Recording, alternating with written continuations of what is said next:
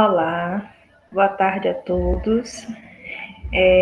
A Pro teve um probleminha hoje com a internet, por isso demorou de enviar aí a atividade de educação e saúde, mas durante o dia a gente conseguiu resolver, tá?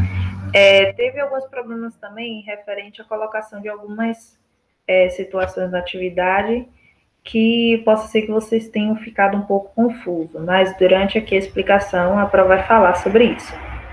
Mas eu vou iniciar a aula de hoje falando sobre um conteúdo que a gente já viu nas outras atividades, mas é importante a gente relembrar.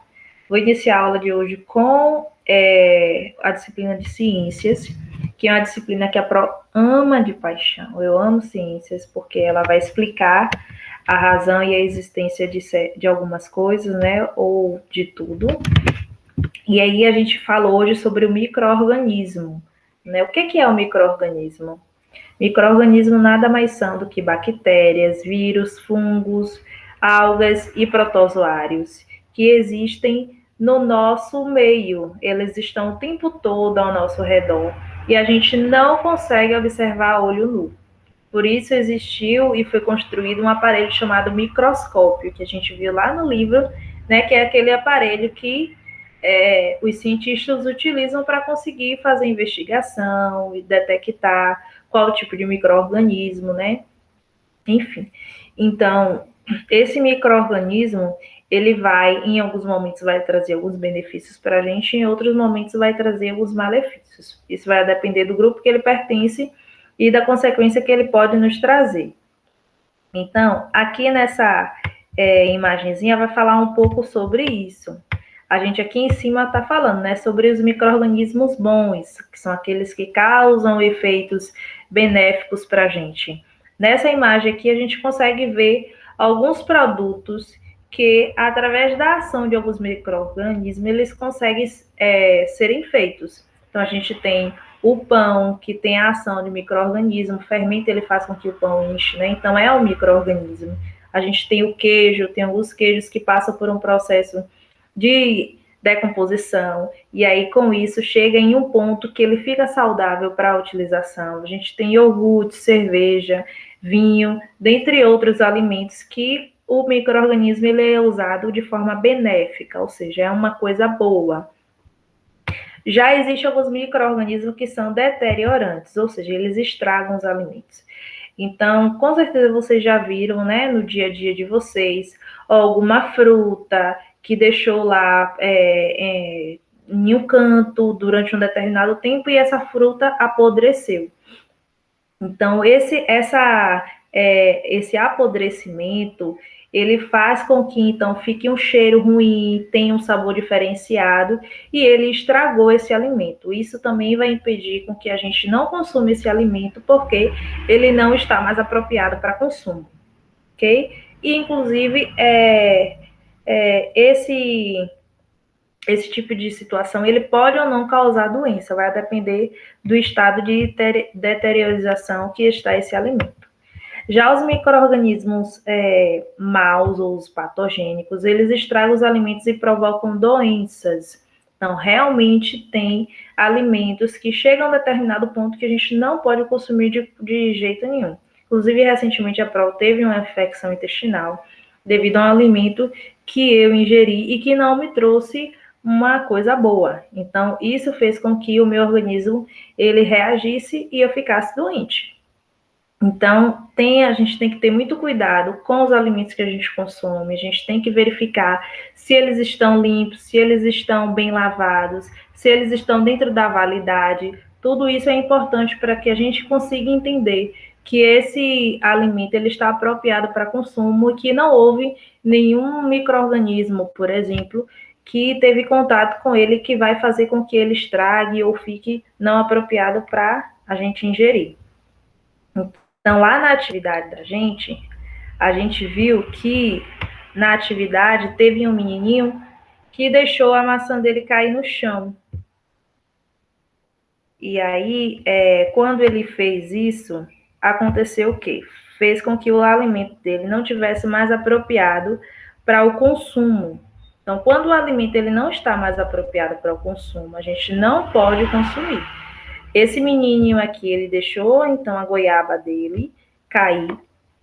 Quando o alimento ele tem contato com o chão, logicamente ele vai ter contato com o micro-organismo, que a gente não consegue ver. A gente não consegue ver que ali existem micro-organismos, mas eles estão ali presentes. Eles tiveram contato, então, com essa goiaba e possa ser que esse menino fique, então, doente.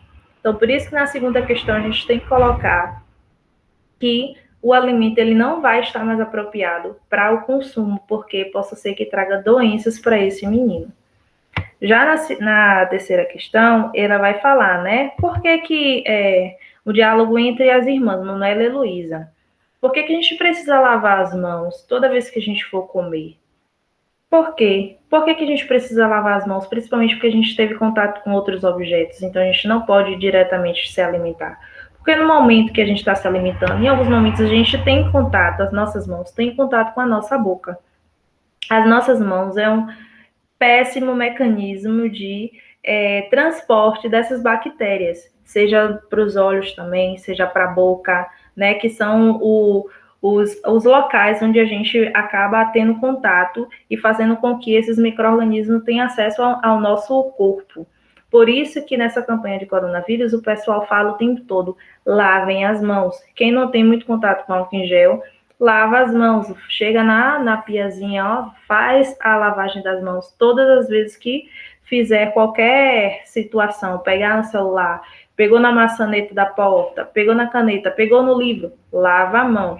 Porque as nossas mãos, a gente, em alguns momentos, a gente nem percebe, a gente tem contato com o olho, tem contato com a boca e pode estar ingerindo esse micro-organismo que vai estar com bactéria, com fungo e vai fazer com que a gente possa ser que fique doente. Inclusive, tendo contato com o vírus, né, que a gente está aí assolando, que é o Covid. Então, na letra A, a gente vai colocar que a Heloísa ela precisa lavar as mãos toda vez que tocar em qualquer objeto, pois neles podem ter micro-organismos que nós não vemos a olho nu e podem trazer doenças, ok? A letra B está perguntando se vocês costumam lavar as mãos. Se alguém não faz isso, passa a fazer, porque a gente está vendo aí que o Covid está assolando, a gente precisa ter cuidado e precisa se preservar, tá ok? Vamos lá, vou passar para a atividade de educação e saúde. Essa atividade foi uma atividade super simples, é só para a gente realmente repensar. A gente está no momento de pandemia, está no momento de muita tensão, de muita ansiedade. E o que a gente pode fazer para conseguir controlar essa ansiedade? Aí tem todo um passo a passo de como a gente controlar essas emoções intensas. Então, primeiro, lembrar que é errado machucar o outro, a gente não pode fazer isso. Quando estiver super estressado, nervoso, pensando em fazer alguma coisa que sabe que não é errado, respira bem profundamente, ó. Respira, respira. Respira. Respira novamente. Pronto. Respira 3 vezes, que isso faz com que a gente tenha, ó, um controle emocional melhor. Use suas palavras para dizer como sente. Então, a gente precisa, sim, se expressar, precisa conversar, precisa falar o que está sentindo, mas tem que ter cuidado com as palavras.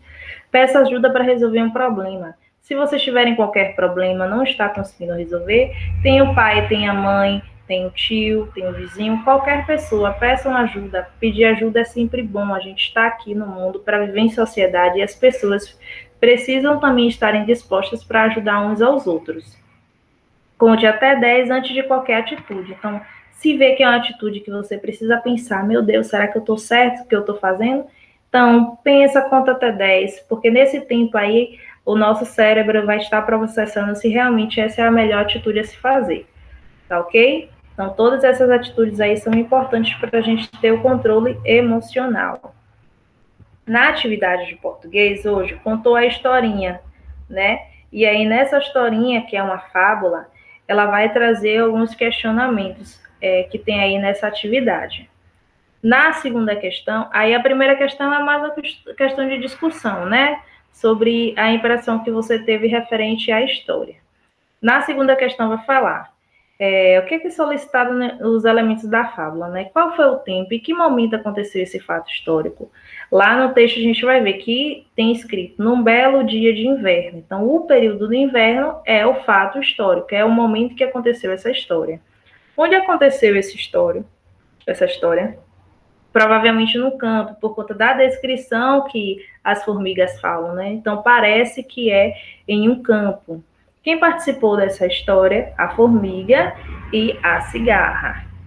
Aí vamos lá, no terceiro está falando para a gente reler a fábula e está falando sobre o narrador e o personagem. Narrador é sempre aquela partezinha do texto onde tem alguém que não aparece, não está descrito no texto, mas que está contando a história. Então, essa pessoa que está contando a história é o narrador.